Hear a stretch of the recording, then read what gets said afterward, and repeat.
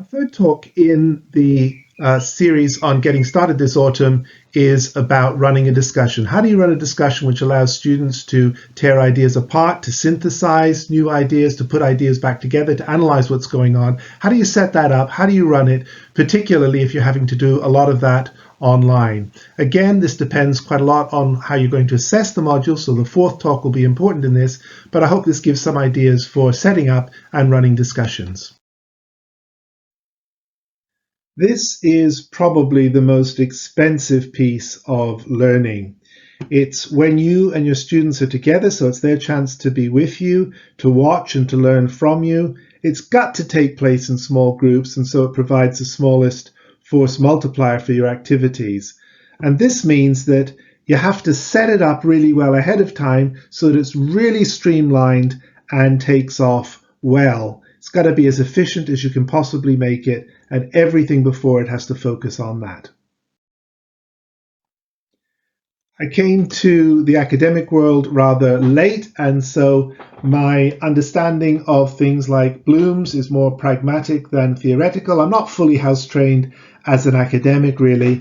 But I think even if we sort of stretch out Bloom's taxonomy from knowledge through to the evaluation end of the development, we can see that the left-hand side is definitely red. It's to do with assimilative learning or hard learning. And on the right-hand side, it's to do with assessment. And in the middle, it's very much to do with filling in those gaps around learning to analyze and synthesize. And we're trying to fill in that middle space to give our students the best possible learning experience. When this is working well, you'll see that students will be sharing their experiences and being very open and confident in doing so. You'll also observe them teaching one another, learning from one another, sharing their ideas, and you'll see the light bulbs going on as they work with one another. The next thing you'll notice is that they'll be commenting perceptively on what other students are doing. And again, that's fun to watch. And if you're fortunate, all that will be left to you to do is to encourage them and do lots and lots of positive commenting on what people are doing. So how are you going to set up a good discussion?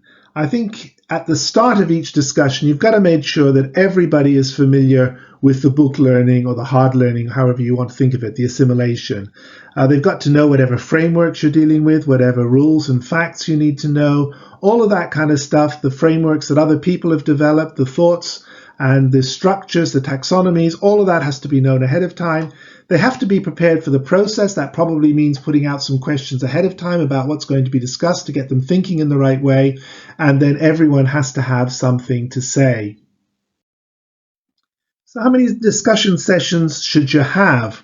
Well, I suppose part of the answer will come out of the learning outcomes. It's helpful to try and structure them around the way in which your learning outcomes are structured. If you can link it to the way in which you're going to assess things, so much the better. And try and choose topics that are broad enough that students move through various stages of learning to take stuff apart and put it back together, and perhaps to gain some insights into self-evaluation. It's probably going to be a trade-off between how many you'd like to have and how many you can afford to have. And what you really want to do is to make sure that this really typifies the best of your discipline or profession. Not everything we did was online. We were still in a different sort of world at that stage, but we tried different types of engagement. So we had an opening session with a game. We ran surgeries that students could check into or that we would ask them to check into. We ran discussions, of course, and we also set up a peer review event that students could come and comment on each other's work and also get feedback from staff. This may well be raising all kinds of questions in your mind about how you track, how you mix up different types of feedback with students, how you design your syllabus, how much you should be planning and how much you should try and let happen, spontaneity, and that kind of thing. And the whole question of plagiarism, if they're sharing everything, how do you know who's done what? And those are really important questions. And the next slide gives some contact details. So, to find out more, get in touch with me. I'm happy to call, I'm happy to Skype, I'm happy to Zoom, but let me know what you'd like. If you're interested in this at all, let me know, and I'd like to develop more material in a better way.